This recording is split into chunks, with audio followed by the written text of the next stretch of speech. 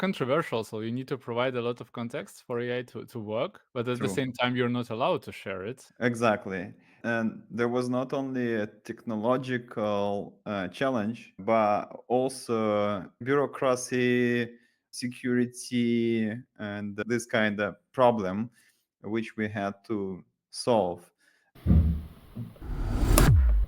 The story began when I just met the CPO, one of the floors, while I was just taking a coffee in our office, and he was thinking about having AI when the whole thing started a couple of years ago. Since now, when OpenAI introduced first GPT, I think GPT-3, as far as I remember, with the big announcement. And after that, everyone started talking about it. He just chased me on one of the floors and asked me whether I'm up to making interesting things.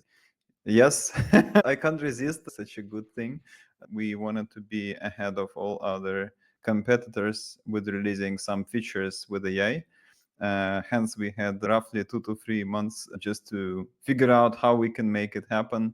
So what is the timeline? I think it's 22 in this journey where we have to introduce AI with all the GDPR restrictions because we are enterprise care company and we really care about our customers with all the regulations and things.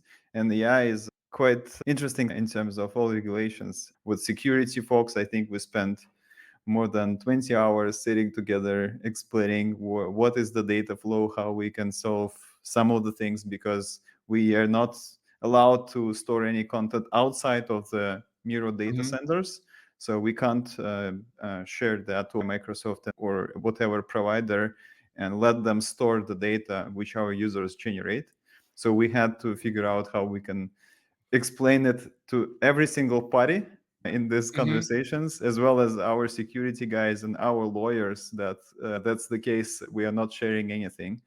That's one. And another one, we had to figure out how to make it happen, because most of the providers like OpenAI, Microsoft, they do store the data by default for some moderation, filtration, whatever they're doing. Yeah, relearning with a good sense, I think. They are trying to improve the models for the customers. But according to regulations, you can't allow that. So we had to, one thing is, first of all, we were afraid of making this happen. And that's why we figured out how we can do moderation on our end. And we just disabled moderation on the Azure side. By the way, we decided to use Azure because it was the fastest way, because they comply with all the regulations. But So OpenAI, no. you're not using OpenAI directly. You're using it through Azure services. Yeah, and Okay. it's not under NDA. It's all written on our Miro.com. If you go to the website and check how AI works, how we store the data, and all the things, that's written there. We are using Azure as a provider for OpenAI, and they have OpenAI inside. And then there was a interesting thing which we implemented, this moderation, which we thought it's easy to implement moderation because there are some services as well in Azure. You can use them, moderate every single prompt users are sending, and then figure out on your end whether you're allowed to do that or not with some maths. So you just have some probabilities. So whenever you create a prompt, you just send it, for example, to the, in Azure, there's a moderation blah, blah, blah service. And it gives you some probabilities whether this message is harmful, biased to particular groups, or whatever. They have 6 measurements with different probabilities. And it's up to you if you'd like to, for example, if you'd like to accept probabilities 0.6 is something like it's Or the harmful. borderline, yeah. Yeah, and it's up to you to decide which number you take for that. So it gives you like the weights across different dimensions, and then you can decide if you want to reject the prompt and not do anything. Okay. Exactly. And we actually had this as a first step. We implemented a solution which just checks whatever the content is. But we did also a few tests with our Miro users. So whenever we release something, we release it first to our Miro users base, to internal customers, more or less. And we found that this moderation is frequently happening for just even regular words. Whenever you send a prompt like a guy reading a book, sometimes it gives you a high probability that this could be harmful. And Oh, what? Oh, really? exactly. In what way? Don't read books. I don't know, but there are some cases which shouldn't be harmful or whatever, and we found that these cases appear quite frequent. Like we change some probabilities. Actually, we even gathered the whole. You can find the database with all the words which you can train on your moderation system, and we gathered a few spreadsheets with such data, and we ran through them, and then we tried to play with each probabilities for each dimension. But in the end of the day, we spent like quite significant time on this game, Okay. and in the end of the day, we didn't have super nice solution. It still had some issues with the proper words, and otherwise as well it was How it was challenging. how do you work around this? Do you allow the user to complain about the prompt, or what do you do? Yeah, so we thought about different things, but in reality, these moderation systems, they are very challenging. In Microsoft, we had a few conversations with the support folks, and they have even a specific research and development lab, which creates a different solution, which is more comprehensive compared to what we used. And they suggested to use this one, but it's like super overkill, I think. And in the end of the day, we landed to the situation where we just had a conversation with one of the engineering leads from Azure, who is working particularly with OpenAI, and we explained the situation. Then he came up with, why are you doing this? And I actually explained him why we are doing this, Mhm, and because of the legal stuff, lawyers and all the things, they're mhm, mhm, complaining, we need to do something about it. And we can't use the moderation which you have there, because you have in the contract, you have one line which says explicitly that you will store the content of our customers to do that. And he said, oh, we have this, which we can disable a few checks for you in specific regions, and then remove this condition from the agreement, because we won't do that. And the whole story ended that we just removed this, and we removed the whole bunch of code which we wrote. All right. Yes, and as of now, we have a proper contract with them, so we don't store anything on their side, as well as we have proper moderation for prompts, which Okay. was a fun experience. So basically, if you cannot solve a technical problem, go to lawyers. They will solve it for you. Yeah, I think you really need to be very explicit about whatever thoughts you have, because you are, as a technical person, you are quite biased, and you're trying to find solutions every time whenever there is a challenge. But the thing is, nobody knows what's inside your head, and nobody knows your context, and you really need to explain people around you what's going on. Sometimes business challenges are solved not with the technical solution, but a few conversations and just alignment with different people. That was one of the learnings I had, and I think that Mhm, was a crucial for business, so we were able to ship all the capabilities very mhm, fast, I would say. mhm, mhm. Before we jump into the tech in particular, can you explain what exactly are the features that AI powers in your products?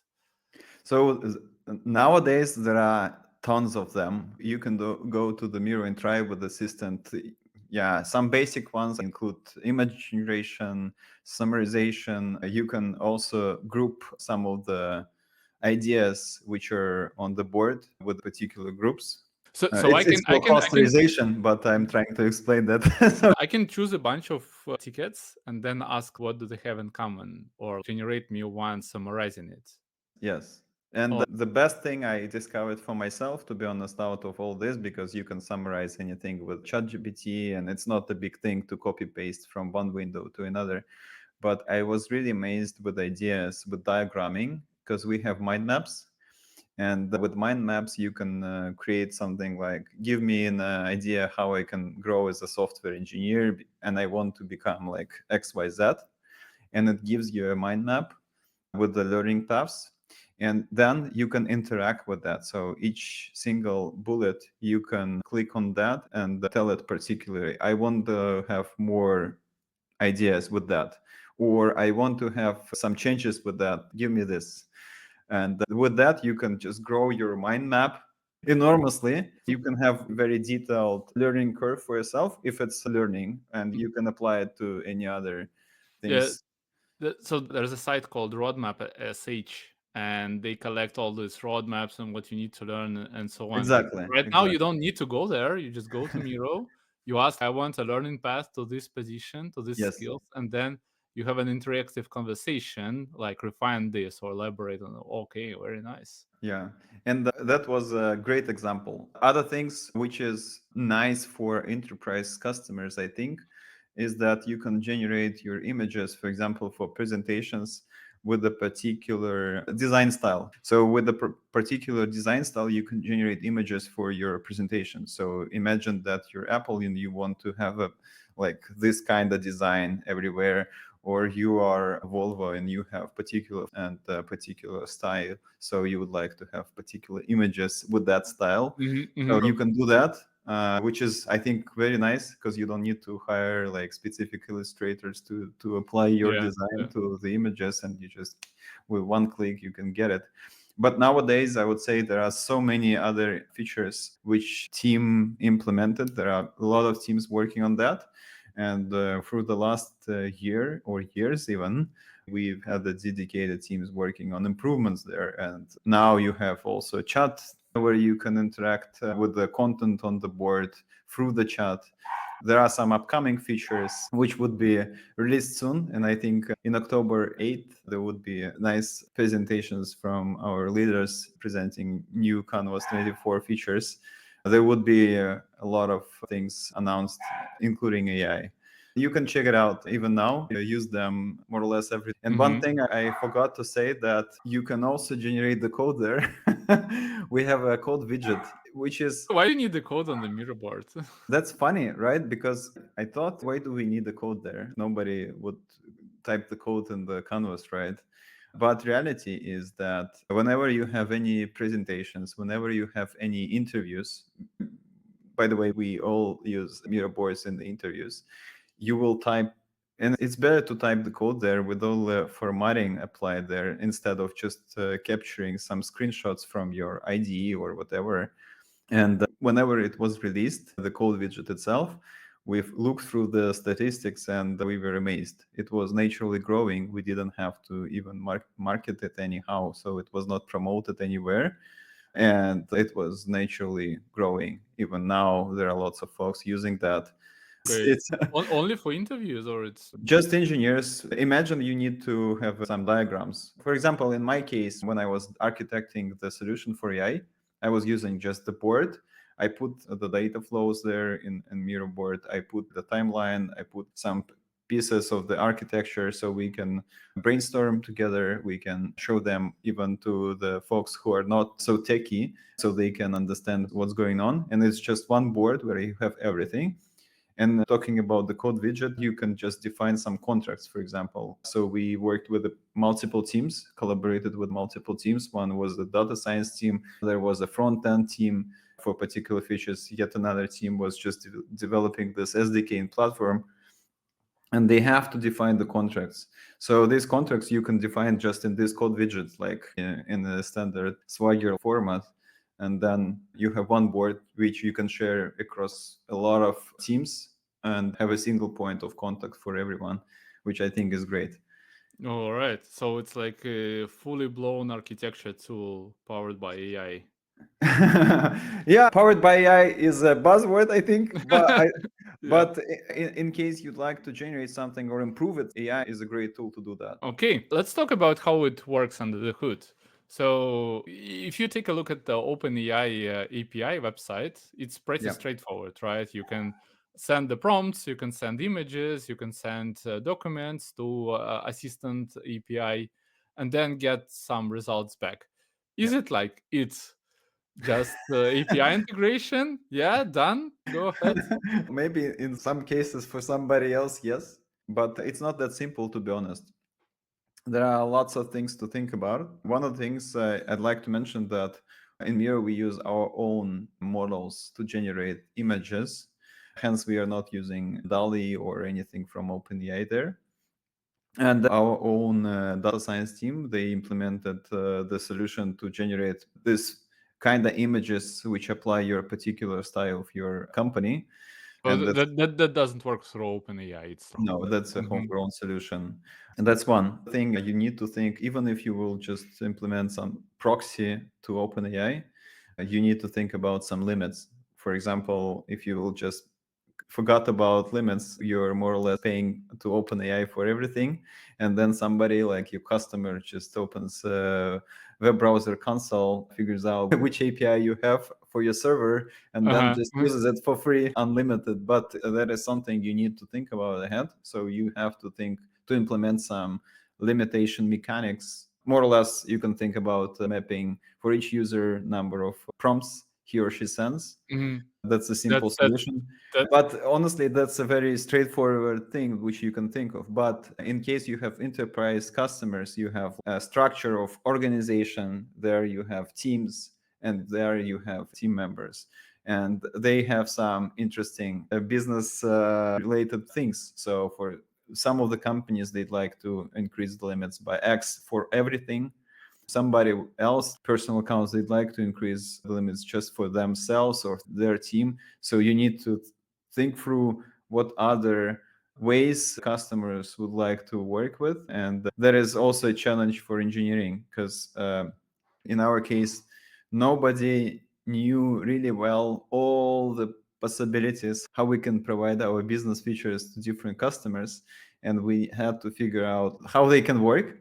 And with that, we had to experiment a bit with different limits with our own internal customer base for sure, and then implement them in a way they work for everybody. Mhm. So that's quite challenging. Mhm. But at the same time, if you will think about it like straightforward, it's easy, right? A map. Okay. How do you do that technically? So do you use like some fancy time series databases, or is just Postgres with like select for update, increase the field plus one requests if request number is more than the limit? I think it's both. We have some simple solution there as we started, but yeah, as long as we work with that, we used AWS services for that, Dynamo and all the things we didn't have at that time, let's say, because nowadays the team is really working hard on improvements. So I'm not quite sure what has changed in the recent months. But as we started, we had to rely on some simple design solutions, streaming with the SQS, SNS, and workers to catch up all the prompts in order to have a reliable system with all the prompts going through our service. And at Ah, the so same so time, okay. So you have a reliability problem in the first place. So you need to make sure that the prompt is getting served in the yes, first place, and yes, so it becomes an asynchronous process, and you it need is. to count the limits. Yeah. And it's also fun because of the way we have our architecture there. So we have microservices plus monolith architecture. And also we have our own authentication and authorization mechanics, which is not exactly the same as you would experience outside of Miro. So you need to know all the details how they are working and implement it in a way they work inside the company. And during the journey, I would say that we didn't have in fully production mode, so we had also to interact with the teams working with this authentication improvements, and rely on some tips and tricks more or less in order to make storing. For example, we had to get the user IDs and organization IDs in this microservice using the tokens from our authentication passport library. And it was a bit challenging during that time because we hadn't completely done the all migrations to that system. But yeah, in other words, I would say that there were way more challenges that you can think of if you're thinking about just integration with some external provider like AI and calling API. And one other thing I would like to mention that with the challenges is you can rely on the same API. First of all, I used some of the libraries which were available on GitHub for Java because we have JVM, Java and Kotlin services in the company. And then It was not working very well. I had to debug it and I found a few issues. Then I decided, okay, why the heck I'm using some service just to proxy and convert the JSON to particular entities which I need to. And then I just wrote it by myself. And I remember that I was like on Friday evening or Saturday, I'm not sure. And then I just rewrote it completely in order just to have a compatible API with the OpenAI. And Not invented here. Screw that. but it also simplified some of the things because there were quite a lot of entities which we will never use. And why would you use some libraries just for some simple cases? If you can more or less half of that, you can generate it through AI. And even now, I think you can generate completely this. That was the other challenge. And the thing is that whenever you create such APIs, even inside the company, you have to think how consumers of this service, like in our case, it's microservice, would use this API. And imagine that you have your website and you have a server and the front end. So it will call the backend using similar APIs you have an open. But I would question, how would you check that you have not exceeded the limits? How would you check that this user is allowed to do this request? How would you check that you comply with all the rules you have, moderation and stuff? So that's the question which arises when you're thinking about having some feature set in API because you need it and comply with the API, which is a public API. What I would do, like the first thing on the API gateway level. So I would offload all this authorization, rate limiting, moderation, and all that stuff. And it would say, okay, allowed, pass it through, get the response, or sorry, back off. Yeah, I agree. And I think we had a gateway for our microservices, but there were some problems. Teams were still working on making that properly done for everything. So we had to overcome some own bicycles, I would say, in order to just release this feature set. So we had to think about how to bypass, for example, tokens to this API.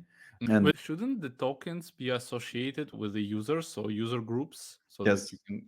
They are associated with the user group as well as with the team the user belongs to. So you have to use this token, for example, in order to get an idea whether this team or organization has enough limits for user can process another prompt. Okay. So speaking about the API gateways, do you use like cloud-based things like a AWS API gateway, or you have Nginx, or you have Kong, or anything custom? We have Kong. Let's go, We have Victor Kong. Gamov. I think guys from Kong did a great job with advocating. As far as I know, to be honest, I think the journey with implementing that completely with our architecture, with some sort of circumstances where we are, was not a walk in the park. I think teams were working really hard to make it happen. So it's not just get out of it and install it and you are happy. We had a lot of conversations with teams. They were really overwhelmed with all the requests coming to them. And thanks to them that they've done all the things to streamline all the features which we are now relying on. And one of this, for example, in the chat, we had some problems with the streaming capabilities. So we'd like to stream all the data, OpenSocket. And during that time, we did not support, by some reasons, by some network configurations, which our team members figured out how to fix. But we did not have that support, so chat didn't work very well. It had some issue with the caching. And let me explain it. Currently, I'm talking about feature which is Miro chat, Miro assist chat, which more or less similar to ChatGPT chat. Whenever you open the window, you'd like to have the same experience for the customers. When you're typing something, it just streams the data to you. So it's just not sends the batches of the answers, but it actually writing in the same way, right? So you have this experience. You act like it types to you. It's more or less you can achieve that by streaming the data, and you can do it through multiple ways. You can open the WebSocket and streamline through the WebSocket, and you can do it through the server events and as well streamline through them. That was exactly the case which we used. And all of them, they had some issues with the way we've done the network configuration for the Kong. and complete microservices service mesh. We had to overcome through some of the things there. And as well, I would like to mention that, for example, if you think about WebSocket solution in Miro, it's obviously we are using WebSockets there, but with WebSockets you have some limitations. You can't just open 10 WebSockets to one of your website, because browser won't support such amount of WebSocket open connections. So you have some limitations with them, especially when you're talking about customers which are not using modern MacBooks with everything and latest browsers and all of the stuff. So we have lots of customers who are enterprise customers, and they're located in different countries, and we need to think about them as well. So we can't just think about crazy stuff. Let's open all the possible WebSockets connections for each new feature and do all the things. And currently we have just one WebSocket connection which accepts all the data. So you need to think, okay, the customer sends the data through the stickers, and we streamline it through WebSocket to other customers who are using the same board. Second thing is notifications. We are sending the notifications through the same WebSocket. So there is a particular load on this WebSocket connection. And if you overflow it with even like prompts or whatever, which is quite a big piece of information, it's quite heavy. It could be quite heavy. So you can make other features work slowly, which is something we would like to avoid. So you really need to think twice before you're making any decisions which type of protocol you'd like to use whenever you introduce even like some simple things like a chat. And it's easy to think when you are creating it from scratch, but whenever you have a complex architecture already built around it and with some legacy, you really need to be very careful. Okay. Why don't you have 3 WebSockets for different types? AI integrations, notifications, and sticker flow. So with WebSockets, if you will open so how our customers are using, they usually open Miro in different tabs in the browser, and whenever you have interaction with somebody who is Miro fan, they have like lots of tabs open with ports. For each tab, you would open yet another WebSocket connection. In that case, you would need to rely on the browser, but then you have to control it for yourself as well, in case you'd like to send notifications, even if it's like another, or send some big chunks of updates. So you really need to have a trade-off here, whether you'd like to rely on the browser to manage all your WebSockets. And again, as I said, that some of the old browsers, I don't remember exact number of the possible WebSocket connections. People would hate me for this, but I don't really remember that. But it's not like 100, it's less than 10. And you can't just open like 3 boards with 3 WebSockets connections. You can't just open more than 3 tabs and thinking that Okay. work well. So you really need to minimize the amount of connections used. Yeah. Okay. Have you considered any other technologies for streaming? Yeah, as I said, we use E for the chat, so it actually allows us to do that. And technically speaking, it uses under the hood also OneSocket, but it does not use the WebSocket the way it's implemented. It's a bit less heavier, and we are currently using it for the chat. All right. So several technologies to solve this big problem. Yeah, that's interesting challenge. I never thought that a person would open like 10 Miro boards at the same time. That's always the case, man. And then you navigate through this and trying to figure out, okay, I don't remember which board exactly I was into.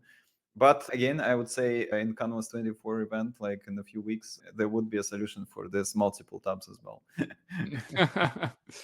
Any other particular obstacles that you faced during this integration with AI, aside of legal things? Yeah, I think side conversations we had with the security folks, I remember this evening, then we just were sitting down with my partner in crime, Ayala. She was leading the data science team there, and we explained security folks how HTTPS works and that we are not losing the data in the middle when we send it to external providers. And I think we spent roughly like an hour or so explaining each single detail, because our security folks were like super precise with each thing. And we had why security people don't know how I think there was one lawyer and one security guy, and we're trying to explain to everybody that we are safe there. And it was like Okay. fun conversation. but Okay. but yeah, speaking about some technical challenges, I think I remember when we had a problem with the Azure. So we are running that all stuff in European region. By the time they didn't have enough resources, like for us, or maybe in general, that's what they said at least, for a big amount of usage of OpenAI. So at the few times we had outages because their data center or something didn't work well. From Asia, yes. They have a great data centers in United States and other regions, but as soon as we work in Europe, we can't use data center in US. So we have all the infrastructure in Europe for Europe. In the United States, we had some outages and we had to figure out like how to also make our service not looking like it's a 500 error. So with that, we encountered a lot of different errors happening due to outages or due to other issues, and we had to implement the SDK on the front end side so it manages all the possible errors, which is more than 15 different errors, and it handled properly UX in a nice UX way. Mm. Whether the possible like service unavailable, I understand. Bad Yes. request, I understand. What else? Is it like too many token usages or Yes, that's another one. Other one could be a moderation issue for something. It could have a context like, and the moderation issue has different codes, which is fun. I don't remember exact codes already, okay? but it had different codes. So when we Oh, had, wait a second. But you said you were receiving the weights, but like codes, it's like yes, sometimes it Mhm. does not give you the at that moment again at that moment maybe it's improved, but sometimes it gives you just an error with some particular chord, and you have to decide what to do with that. Uh, So okay, we okay, okay. also So it's like learning through that. but it's Sometimes like it's just an error. error couldn't check for profanity and yeah, deal Yeah, with it. yeah, that's another thing. And there was like a nice challenge which we had with guys from data science. I think they have way more challenges with creating the models for the image generation, which I'm not aware of much, but I know that they worked really hard to make it happen. But also we had some challenges with, since all the stuff runs with Python, hence we had to run the Python microservice. But it's rare. It was a rare case for at that moment for the our organization, because we kind of use everywhere like Kotlin and Java, maybe in some cases Node.js based services, but never had Python services at that moment. So we had to figure out how to, and why it's important. It's important because all the libraries like for authentication, authorization, everything else, they are written for Java or Kotlin or Spring applications and never for Python. So for Python, we had to implement all the things on Mhm. our own just because we didn't have that. But that's easy nowadays. You just dump the Nowadays, code yes. into OpenAI, rewrote it, rewrite in Python. The Python, like, why did you need to use Python? Because homegrown models, right? Yeah, and all the Python models, everything is using Python. Yeah, data science folks are using Python. And yeah, that's the case. It also was quite a journey by that time because we were not able to just generate the code as you would do the same today. I would like to highlight that we had really high expectations from the leadership to ship it very quickly. We had a particular deadline to do that. And there was no way to just sit and wait until somebody implements some library for us or whatever. We had Mhm. to move really fast. And I remember these days it was really fun. I like such way of working when you're more or less like a startup inside the company and you're doing lots of nice things.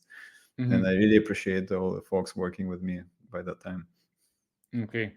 Have you seen any limitations of the AI that you had to deal with or overcome? Limitations, let me think. I think we had to just deal with the format of the answer.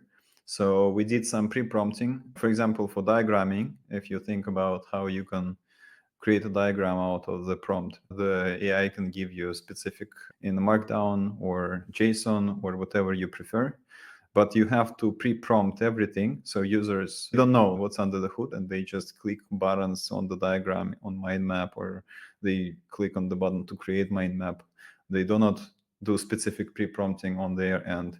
So we had to just figure out on our own which pre-prompts are working better for generating the diagrams or generating the summaries or generating some like stickers. This is not the problem, but it's not like something ready for you. It's written somewhere.